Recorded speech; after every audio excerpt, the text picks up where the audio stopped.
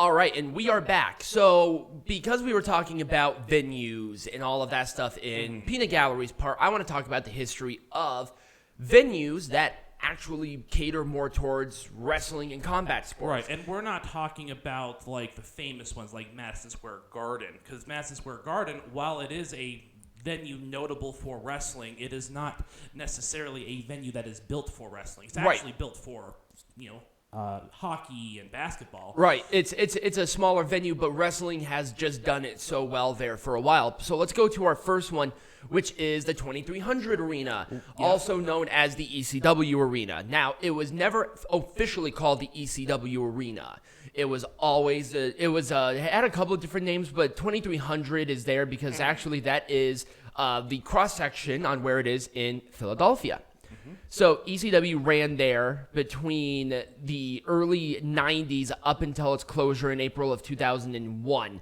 The first show that ECW had there was in May of 1993, and they did shows there throughout that time because Heyman was friends with the owner of the company, and they always sold out really well because they promoted it heavily in that market. In the area that the 2300 Arena is in is very industrial. So there's not a whole lot going on, but the parking at 2300 was always good. And what I learned through my research is that the ECW portion of the arena is only a part of this. It's actually a warehouse, a multifunctional thing. So somebody could rent out that space for a business and run their business outside of that. So it was actually sectioned off. So there was stuff for obviously wrestling, but that's not what it was built for. Right. It really became an arena. So it was more like a multi-purpose sort of thing. It was a multi-purpose space, right. It's very akin to what Sam's Town Live is. Yes, exactly. So you can do a couple of different things, but a lot of what they did here was around industry. Right. So there were spots within the same building that actually had like freight, like freight garages where you can take in and pull out. There were places where you can have certain businesses. I think when ECW was running it, they had to be careful because there was a motorcycle shop that was in the same building, so they had to make sure that nobody can get into the motorcycle shop at that same time. Since its closure, other places go into that arena to do like big grandiose shows. It's actually one of the more popular ones for the outlaw hardcore wrestling, like CZW. When they go in there, CZW, they'll run their shows. They'll run there, and they actually call it the CZW Arena when they're there because they do a bunch of tapings there. And then there was three pro wrestling when they called it the 3PW Stadium, and Ring of Honor does a bunch of shows there. They don't call it the Ring of Honor Arena, but that's just kind of what they do with that. The building itself has been recognized as the birthplace of American hardcore wrestling, and it has been the home of the Hardcore Wrestling Hall of Fame since 2002. Okay. So they do other things in the same place, but a lot of it is around that whole hardcore thing. And obviously there is the famous mural inside of the building of ECW and when it ran, because it was actually one of the more popular things that brought wrestling to the building.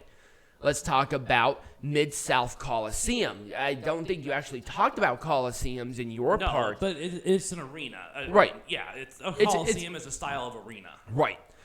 It's just built more like a Coliseum-esque thing, very bully. Yeah. It's a very bull-esque shape. Same thing all the way around. Now, the Mid-South Coliseum played host to United States American Wrestling Association and Jerry Lawler, and they dominated this arena. So if you lived within that Memphis area, you go to the Coliseum for Coliseum wrestling. Right. So it's kind of there, and they actually, back in the day, they called this the Southern Madison Square Garden because this is where all the big moments happen in Memphis wrestling. And Memphis was very, very big in this area. Jim Crockett Promotions tried to run some shows here, but Jerry Lawler, who was a booker for Mid-South, didn't really like that. Right. So he kind of kept it very closed off. Right. And then the WWE used to go here as well, but Jerry Lawler really couldn't do anything about that because, number one, he had a working relationship with WWF, But then also WWF had the money, and the owner of the building was like, they have some money, so they did that. But Mid-South always took priority. So Jerry Lawler's shows always took priority over literally anything else. Right. How they actually did the scheduling is that they would work with Lawler first on book out 3 months, and then they focused other shows around Mid-South Wrestling. Because that was the fastest selling in terms of tickets, and it was one of the more highly attended shows that they had all the time. I do not believe MidSouth Coliseum exists anymore, and they do shows fairly rarely because it's a it was a the original one. They did do like a lot of rodeos and stuff. We'll get into another place that does that because there's a very famous rodeo expo that has wrestling there too. Let's talk about the Allstate Arena. What was it called before the Allstate Arena? The Rosemount Horizon. Oh, that's right. So you would go to WWE's all our Chicago shows there. Yep. So there was actually a long history of wrestling with the Rosemount. Yeah. And actually, it used to be called, you go to Wrestling at the Horizon. So that's just kind of what it was. Yeah, WrestleMania 22 took place there as an example. There was a ton of shows that came here. No Mercy. There were a couple of Survivor Series that took place here. I think there were like 2 different WrestleManias that took place at Allstate. And I think this was the place for 22, which was the last Arena WrestleMania. Arena WrestleMania, yeah. Because after that, they went to stadiums. With Detroit's for 23. But this was not the only. This was not the only company that works with this. So WCW went to Rosemount. The NWA went to Rosemount. So a lot of places went to Rosemount Horizon. So it's been with wrestling. It has not been a home arena for AEW though. They chose a different place. Where did they choose? Do you know? I think it's called Sears Center now or something. Is it bigger or no? It's not. It's smaller. Oh, okay. So they can't sell it out again. I think the first All In was at Allstate, wasn't it? No, I don't think so. I don't think so. Oh, anyway. Yeah. So there's just a good long history here for wrestling, the Rosemount Horizon. Now, this next one is very unique because the promoter built the arena, and that is the Cow Palace. Oh, not the Cow Palace. Do they not have Arena Mexico? Oh, I don't. Anyway, I was going to talk about Arena Mexico because Arena Mexico was built by the person who created CMLL. I think that's probably the only place in the world actually that is built specifically for wrestling. Yes. It was built on top of the older arena, which was built in the 1910s, which was called Arena Modelo. But Arena Modelo could not pass certain inspections, so when Salvador bought the property, it was either mow it down and build something new out of it, or try to renovate. And renovating was actually going to cost him more money. So he tore down the place, and I think he used money that he won in a poker game to build this back in the 30s. So a very old building. They still do shows to this day in Arena Mexico. And back in the day when there was a better working relationship, AAA did some of their shows in Arena Mexico for a larger scale show. Right. Even though it's not really larger scale, but it's like going back to Madison Square Garden. Right. Despite it not being a large venue, it's a big show. Right. So that's just kind of there.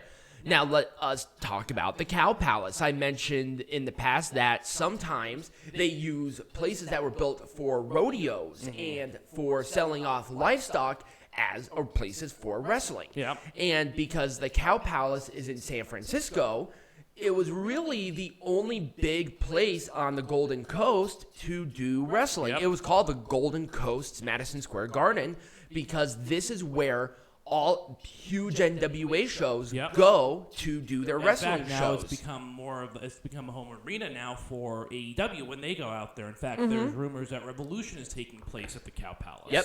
And Cow Palace is still very well known for doing wrestling, and it has since the early 70s. Yep. The Cow Palace used to be called the California State Livestock Pavilion because that's what the intention was to build this. Right. So they do big shows there, and it was dominated by Roy Shire with NWA San Francisco, and that dominated Cow Palace. But Ric Flair and Roddy Piper, who wrestled in Oregon, and all of these all of those people on the West Coast go here. Right. So that's where you got a lot of that exposure. Right. You had wrestlers like Gorgeous George wrestle at the Cow Palace, because the Cow Palace has been around since like 1938. Right. So it's a very old building.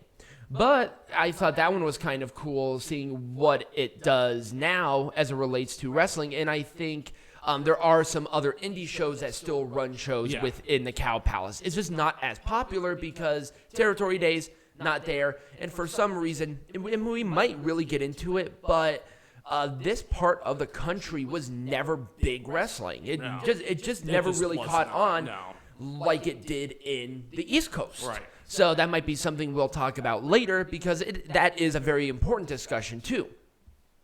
Now let's go over to Japan with Korakuen Hall. Yep, and this one was built for sumo wrestling. No, it wasn't. Korakuen Hall was not built for sumo wrestling. We'll talk about the one that was. Oh, okay. Because this one is actually very different.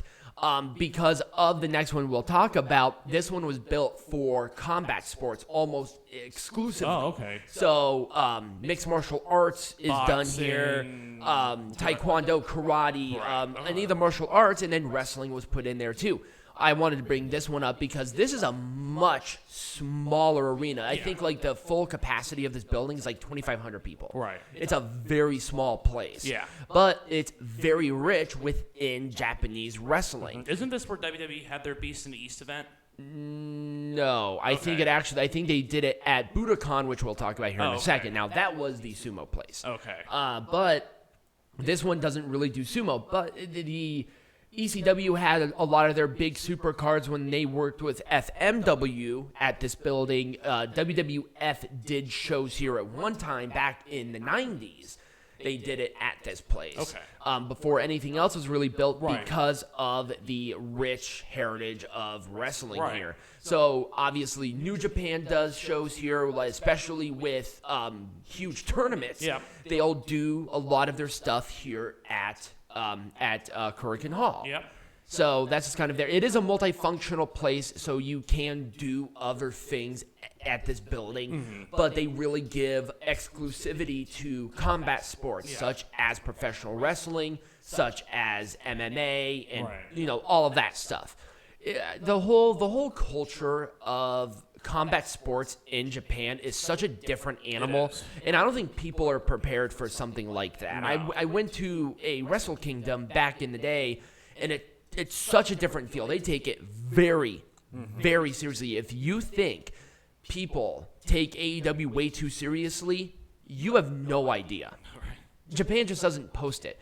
So let's talk about Nippo Budokan, which is the sumo hall that they built because it's actually shaped like a coliseum. It is, yeah. Much larger, but this was the place that did wrestling back in the day, but they never did it with New Japan.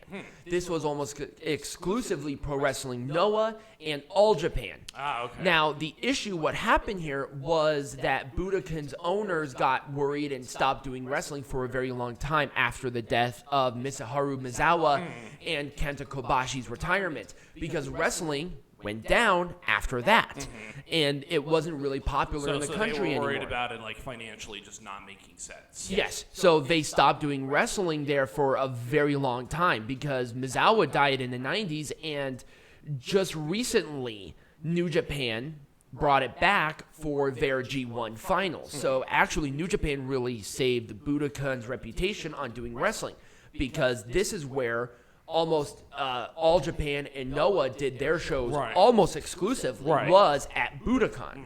So kind of a cool building too. I saw it in person. It was really neat. Now the last place is the Greensboro Coliseum, because this was another very large southern place for wrestling. Oh yeah, especially North Carolina. Yeah. Yep, Ric Flair, Dusty Rhodes. I mean, I could go on for hours. This is kind of Jim Crockett Promotions. Yeah, this was Jim Crockett Promotions. Big show was at the Greensboro Coliseum. So they always ran larger shows here. So they had 4 different Starcades here. They had 3 different Survivor Series in this same building back in the day. So WCW, WWF ran here for a while. I don't think they do anymore because this is very much a smaller venue as well. So I don't want to go too much into it because there are so many different venues that are so known for wrestling. There are. So we'll talk about that maybe in the future episode of Wrestling Lesson. But when we come back, we're going to talk about our experience for Samstown. Yeah. And I wanted to end on Samstown history with wrestling when we get into that because it is very important.